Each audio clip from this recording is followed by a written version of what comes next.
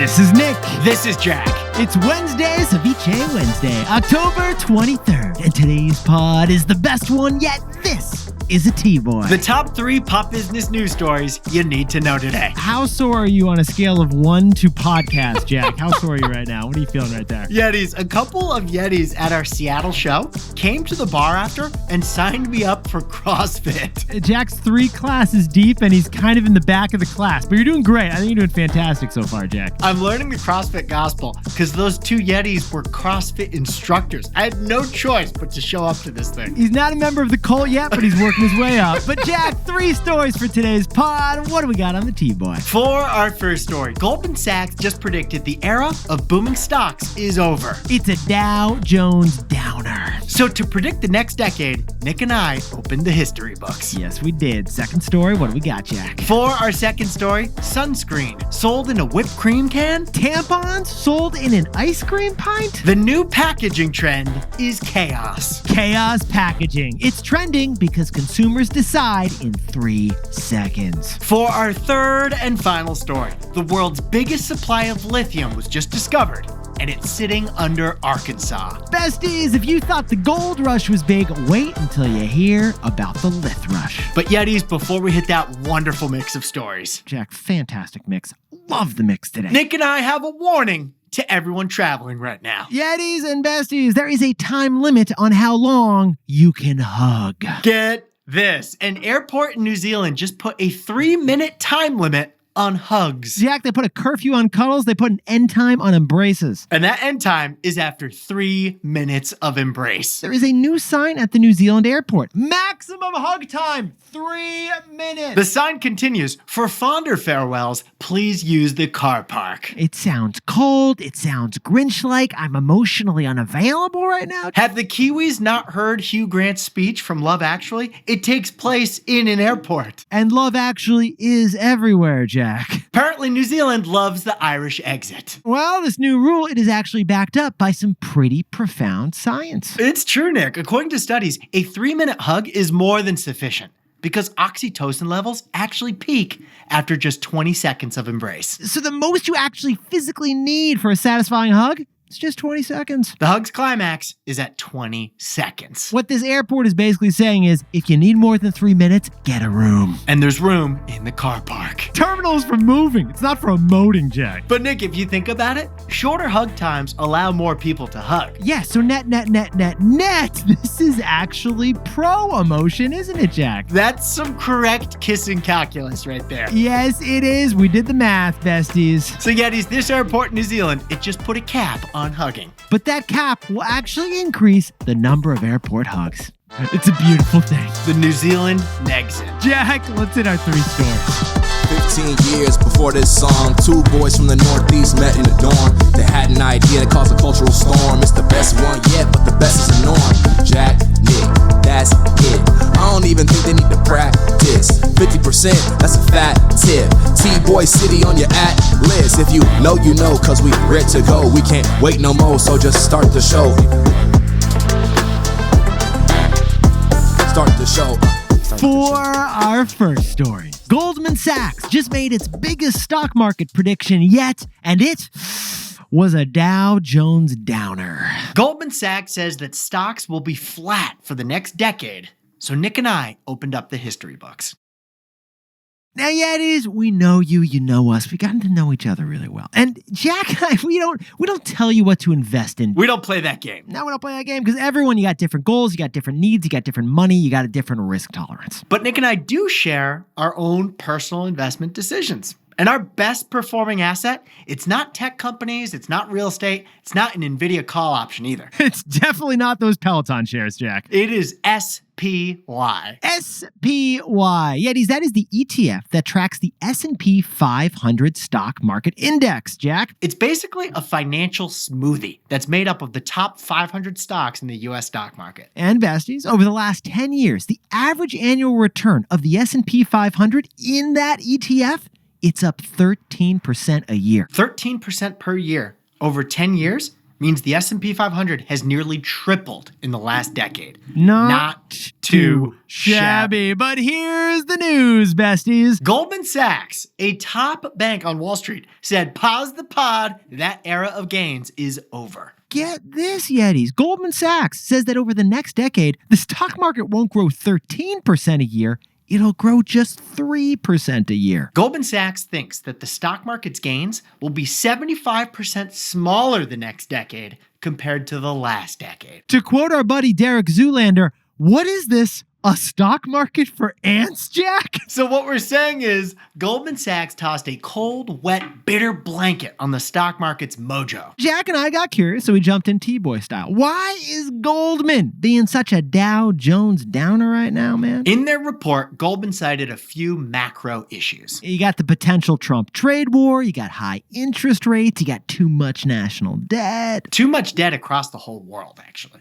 But the main reason Goldman is expecting an epic slowdown for the next decade, it's the techopoly. Goldman is concerned about the Magnificent Seven. The Magnificent Seven. Jack, we got Apple, Amazon, Microsoft, Nvidia, Tesla, Meta, and Alphabet. All 7 of them. Just 7 companies have made up a majority of the gains for the S&P 500. Not the 7 dwarves, the 7 giants of Wall Street. And those 7 giants are expected to mature and slow down, according to Goldman, so the S&P 500 will slow down too. And that's why Goldman is expecting a decade of pretty much no gains. Now, Nick and I should point out, there's an asterisk here. There's an innovation X factor that could change everything Goldman's predicting. Artificial intelligence, AI, could unlock a once-in-a-lifetime potential to extend that Magnificent Seven winning streak. But funny thing when Jack and I hear a big bank make a big, bold prediction, right, Jack? Either way, Goldman Sachs predicts a lost decade for stock market returns. So, Jack, what's the takeaway for our buddies who are everyone in the stock market? It makes us get curious about the past. Interesting thing, Yetis. Historically, if there is an innovation streak by a small group of companies, it's typically followed by a decade that falls flat. For example, in the 1960s, there was a group of companies known as the Nifty 50. IBM, Kodak, Xerox, they powered stocks for a decade, and then there were 10 years of no stock market gains. We got too excited about the Nifty 50, so we had a decade we needed to recover from it. Then in the 1990s, we had the tech bubble. Intel, GE, Cisco, Microsoft, Amazon. It was a wild party of tech stocks, but it crashed. And it took 10 years to recover. Now, as Jack and I were forced to repeat like daily back when we worked at banks, the past performance is not indicative of future returns. We don't think history repeats itself, but we do think it rhymes. So in our opinion, we don't think that Goldman's prediction of a flat decade is exactly on point. But it wouldn't be the first time it's happened. We've actually seen this twice before. For our second story, can you sell sunscreen in a whipped cream can? The answer is yes.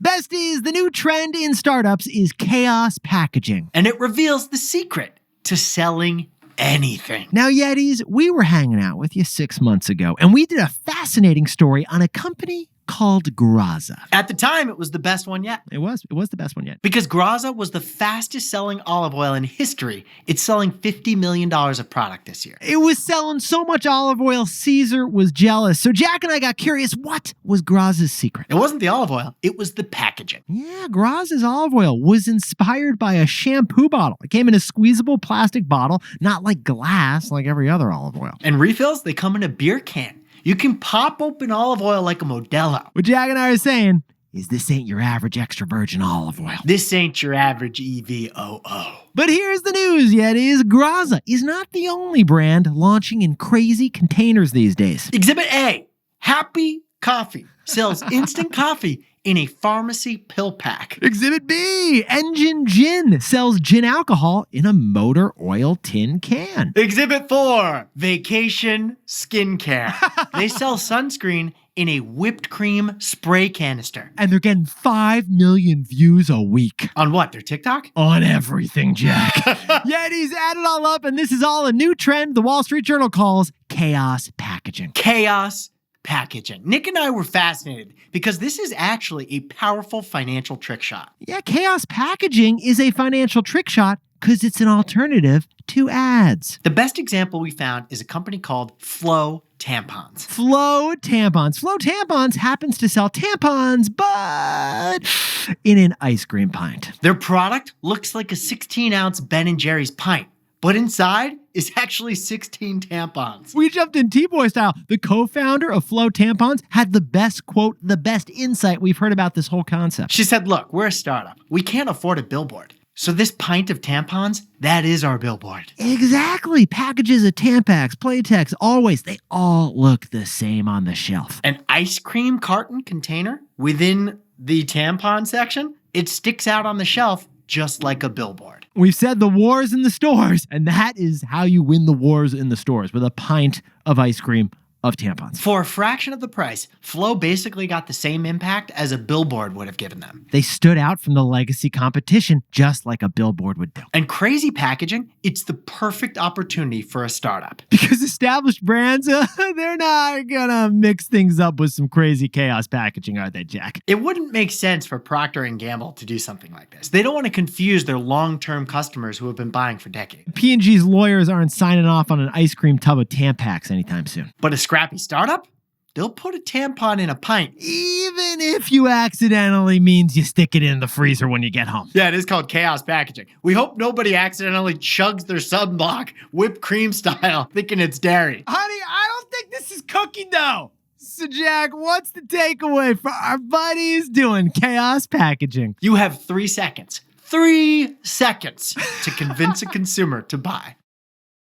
Best emphasis yet, Jack. Yetis in consumer goods, from toothpaste to Tylenol, we generally take 3 seconds on average to decide if we buy. It's called dwell time. Dwell time. We take 3 seconds in the aisle to stop, judge the products, and make a decision. And Jack, why do we take such short time, just 3 seconds in the aisle? We're busy. There's too many options. We can't dissect 18 different labels, so we probably just bought the thing we bought last time. Jack and I call this 3-second phenomenon premature evaluation. So to jar consumers out of their routine, chaos packaging can be perfect. It can get them to linger for 2 more seconds in the aisle. 2 more seconds is all you need. That's double the time. And that's why a startup is putting tampons in ice cream pints and putting them up on the shelf. Because when it comes to convincing a consumer to buy, you only have 3 seconds. Hey Yetis, if you're a bestie, take a sec and hit that subscribe button. And like this video while you're at it. If you leave a comment, by the way, we'll read it. For our third and final story, the U.S. Geological Survey just discovered an entire sea of lithium underneath Arkansas. If you thought the gold rush was big, prepare for the Lith Rush. Jack, let's go back to 1849, before the invention of blue jeans, when prospectors discovered gold in the foothills of California. Gold! Silver and gold! And that resulted in the gold rush, the establishment of California, the Golden State, and the San Francisco 49ers. Well, Yetis, something on the same level of magnitude just happened in Arkansas. Get this, 175 years later, to the dot, the U.S. Geological Survey just announced an estimated 5 to 19 million tons of lithium were just discovered underneath Arkansas. Did you say 19 million tons? I did say 19 million tons, and I have no idea how big that is, Jack. Can you sprinkle on some real number context for us, please? Crunching some numbers, that's 38 billion pounds of lithium, the element most crucial for our electric future. Yetis, from iPhones to electric vehicles, odds are you are holding, using, wearing something right now that involves lithium. The mobile world and our energy transition runs on rechargeable lithium-ion batteries. I'm sorry, Jack, pause the pod. I'm checking the periodic table of elements. Do you know where lithium is on this thing, man? At the top? It's number 3 after helium. Lithium. It makes titanium look like boron. That's the least scientific assessment we've ever made on the show. And if you got a Bunsen burner right now, you're appreciating what we just discovered. And we just discovered that there's enough lithium underneath Arkansas to supply the world's electric cars through the year 2030. 9 times over. Sit down, stand up, and start digging, Jack. Now, Yetis, before we proceed any further with this massive discovery, we should explain the awesome context. The lithium is actually dissolved in an ancient sea of water underneath Arkansas. Which is awesome and is challenging. It's awesome because the underground seawater is from the Jurassic era. So like T-Rex fossils are marinating right now in an electric battery juice water. Feels like the plot of Jurassic Park 8, Jack. And it's also challenging because that water is 10,000 feet underground. Now, we can use conventional oil drills to access that water. But then we would need to let the water evaporate so that the lithium would be left over to use. Or we could develop some kind of a new technology to do it quicker. But either way, ironically, the company that might benefit the most directly from this electric Lith Rush serendipity, who is it, Jack? ExxonMobil. It's ExxonMobil. They actually bought the land that we're talking about. They own the drilling rights on 120,000 acres of Arkansas. Because ExxonMobil's trying to transition from fossil fuels to clean energy. And apparently they had a hunch that there might be lithium underneath Arkansas. Oh, let's just buy all the land in Arkansas, guys. Randy Marsh is pissed right now. But once production is underway, the United States will never have to import lithium ever again. Again, this is tremendous news. And it's number 3 on the periodic table. So, Jack, what's the takeaway for our buddies who are everyone in the American economy? The American lithium rush is a global game changer. Yetis, currently, we get lithium from South America and Australia before it's shipped over to China, where it gets processed. But now we could get lithium from Arkansas, and we could build our own processing plants right here in the US. Now, currently, just 5% of global lithium demand is supplied by America. That's it. Now, the US could go from the biggest importer of lithium to the biggest exporter of lithium, which would mean huge job creation. And currently, the battery, by far, is the most expensive part of any electric car, as much as $10,000 per vehicle. But soon that will change as the new supply of lithium comes out from underground Arkansas into the vehicles. So Yetis, add it all up, and we just had a eureka moment. The next gold rush could be Arkansas. The American Lith Rush is a global game changer.